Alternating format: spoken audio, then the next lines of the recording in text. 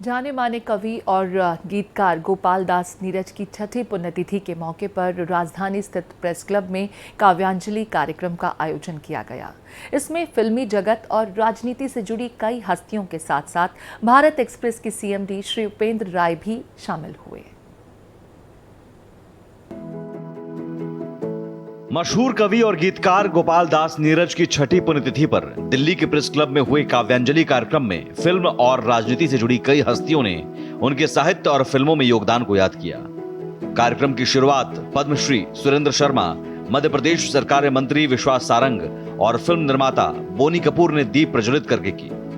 इस दौरान मंच पर भारत एक्सप्रेस के चेयरमैन और सीएमडी उपेंद्र राय, फिल्म अभिनेता अन्नू कपूर के अलावा रूमी जाफरी, जेडीयू नेता केसी त्यागी भी मौजूद रहे। भारत एक्सप्रेस के चेयरमैन और महाकवि गोपाल दास नीरज फाउंडेशन ट्रस्ट के संरक्षक उपेंद्र राय ने जावेद अख्तर को महाकवि नीरज सम्मान 2024 से सम्मानित किया और उन्हें सम्मान स्वरूप 1 लाख रुपए का चेक भी भेंट किया। उपेंद्र राय ने जावेद अख्तर से अपने जुड़ाव के बारे में बताया। जावेद अख्तर साहब बहुत बड़ी शख्सियत है। मैं कह सकता हूं कि मैं अपने जीवन में कुछ वक्ताओं से जो प्रभावित हुआ हूं उसमें मैं ओशो आचार्य रजनीश का नाम सबसे पहले लेता हूं।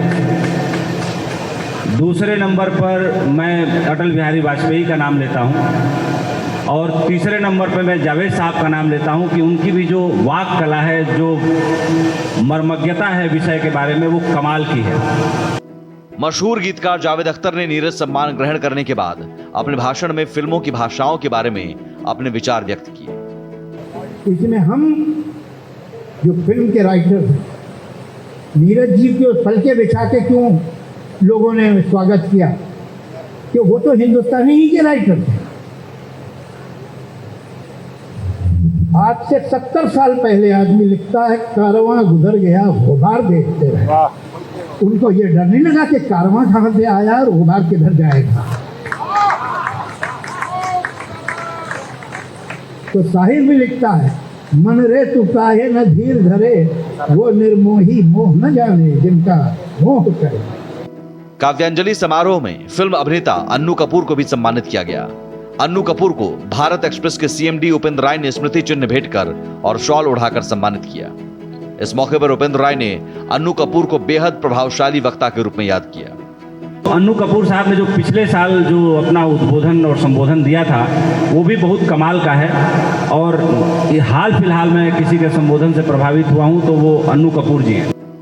अन्नू कपूर ने भी बहुत प्रभावशाली तरीके से एक कविता की पंक्तियां दोहराकर दर्शकों का मन मोह लिया कि जी रहे हो किस कला का नाम लेकर, जी रहे हो किस कला का नाम लेकर, कुछ पता भी है कि वो कैसे बची है।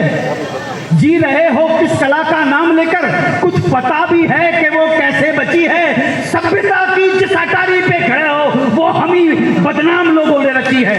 सभ्यता की जिस अटारी पर खड़े हो वो हम ही बदनाम लोगों ने रची है।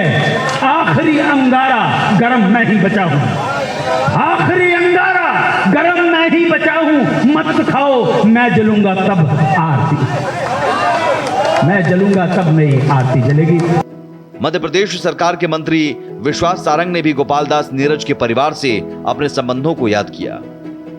मैं उन भाग्यशालियों में से हूं जिनको महाकवि नीरज जी का आशीर्वाद मिला है। मैं उनसे मिला हूं और ये परिवार से मेरा बहुत घनिष्ठ संबंध है। मशहूर पटकथा लेखक और निर्देशक रूमी जाफरी ने नीरज जी से अपने जुड़ाव को याद किया। मेरे लिए खुशकिस्मती की बात ये मैं बोलते बोलते रियलाइज कर रहा हूँ कि नीरज जी ने आर के फिल्म में काम किया था, गाने लिखे थे और मैंने भी आर के फिल्म में लिखा। तो मैं बड़ा खुश नसीब हूँ कि मैंने भी उस बैनर में काम किया जिसमें नीरज जी ने काम किया। मशहूर हास्य कवि सुरेंद्र शर्मा काव्यांजलि कार्यक्रम में भी अपने चिरपरिचित अंदाज में दिखे। चुनाव खत्म हुए, मुझे किसी ने कहा तुम भी चुनाव लड़ लो। मैंने कहा मैं नहीं लड़ता। बोले क्यों नहीं लड़ते? मैंने कहा यार जब देश की जनता को हमने प्यार से जीत लिया हो तो हमें लड़कर जीतने की क्या जरूरत पड़ेगी।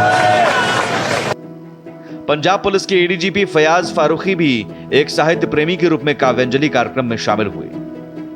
मुझे ये शर्फ भी हासिल है कि मैंने नीरज जी के साथ कई मुशायरे खुद पढ़े, उनके चरण स्पर्श किए, उनका आशीर्वाद लिया और आज जब हम आज ये दिन सेलिब्रेट कर रहे हैं तो आपने मुझे बुला करके जो सम्मान दिया है, मैं बहुत शुक्रगुजार हूँ।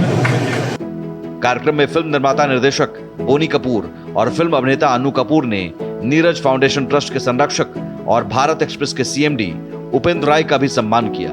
उपेंद्र राय ने महाकवि गोपाल दास नीरज से जुड़े अपने संस्मरण भी सुनाए। नीरज साहब की याद में उनकी पुण्यतिथि पर ये जो काव्यांजलि पिछले 6 सालों से हो रही है, बेसिकली ये दिन था 2010 में 11 फरवरी इंदौर शहर में नीरज साहब से मेरी पहली मुलाकात हुई। और नीरज साहब, हम मंच पर तो अकेले थे, लेकिन वहाँ बैठे बैठे कवि सम्मेलन चलता रहा और उनके पूरे परिवार से टेलीफोन से हमारा परिचय हो गया। तब का दिन है, आज का दिन है, हम लोग परिवार की तरह ही रहते हैं, सुख दुख बांटते हैं। भारत एक्सप्रेस के चेयरमैन, सीएमडी और एडिटर इन चीफ उपेंद्र राय ने नीरज फाउंडेशन ट्रस्ट की स्थापना के दौर को भी याद किया।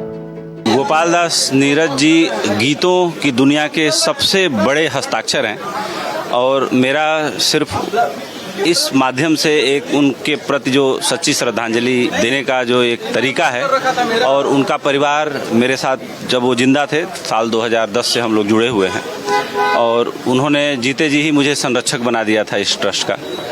तो जो काम वो अपने सामने कर गए थे, मुझे लगता है कि वो मेरा नैतिक दायित्व है, नैतिक धर्म है, मुझे निभाना चाहिए। काव्यांजलि कार्यक्रम में मौजूद डॉक्टर रचना ने भी जावेद अख्तर और अनु कपूर से अपने संस्मरण सुनाए। मंच पे बैठे हुए अनु कपूर जी और जावेद अख्तर से कहीं ना कहीं मेरा संबंध निकल आया। और कैसे संबंध निकल आया मैं आपको समझाती हूँ कि जावेद जी का लिखा हुआ गाना कल हो ना हो, ये वो गाना था जिसने मुझे प्रेरित किया कि मेरे हस्बैंड मेरी लाइफ में है। वो गाना हर पल कहाँ जी भर जियो कल हो ना हो, तो वो उसकी वजह से है। और अनु कपूर जी से मैं मिली थी 1997 में, जब वो यूनिवर्सिटी हमारी आए थे और उन्होंने अंताक्षरी हमें लेकर वो दिल्ली नोएडा आए थे और हमारा वहाँ प्रोग्राम जो है टीवी पर प्रसारित हुआ था। नीरज सम्मान समारोह का आयोजन भारत एक्सप्रेस के चेयरमैन, सीएमडी और एडिटर इन चीफ उपेंद्र राय और गोपाल दास नीरज के पुत्र मृगांक प्रभाकर की ओर से किया गया। कार्यक्रम के आयोजन में प्रेस क्लब के अलावा हिंदी अकादमी और महाकवि गोपाल दास नीरज फाउंडेशन ट्रस्ट भी शामिल हुए। दिल्ली से कोमल शर्मा के साथ ब्यूरो रिपोर्ट, भारत एक्सप्रेस।